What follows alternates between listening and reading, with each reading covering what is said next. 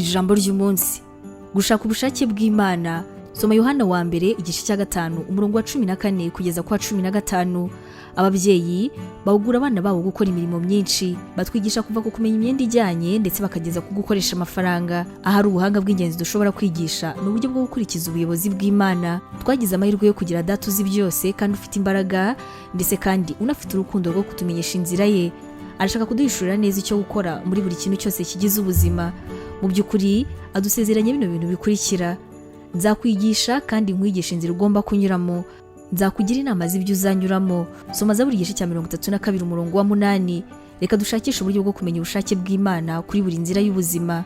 Intambwe ya mbere ni ukureba neza yuko twihannye ibyaha byose, tugategera ugutwi Imana mu gihe dukomeje gukiranirwa mu mitima yacu.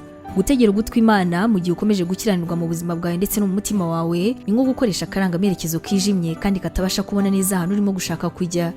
Nyuma yo kwatura ndetse no kwihana rero, zirikana yuko ari gushobora gusaba noneho icyerekezo. Ukwiriye gusoma ibyanditswe buri gihe hamwe no gushaka gufungura mu mutima wawe. Bibiliya ni nk'itara riri mu nzira yijimye. Soma Zaburi 119 umurongo w'105. Intambwe ya nyuma rero ikuyemo umwuka wera w'Imana utuye muri twebwe.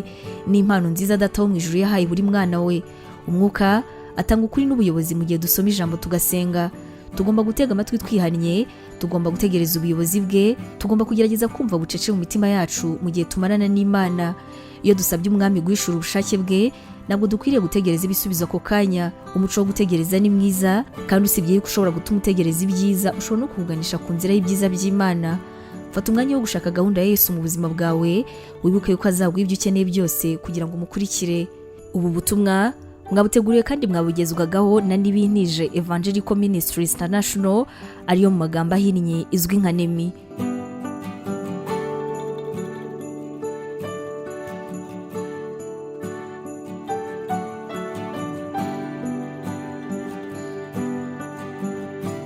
Wabutekereza ko uhamagariye gukora umurimo w'Imana?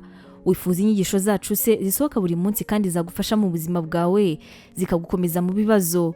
Wumva wifuza kwiga teolojiya ukamenya ijambo ry'Imana, intwaro yagufasha mu buzima? Duhereye kuri iki kibazo cya nyuma, niba igisubizo cyawe ari yego, ngufitiye inkuru nziza cyane. Tugufitiye ishuri rya teolojiya kandi wigira ku buntu.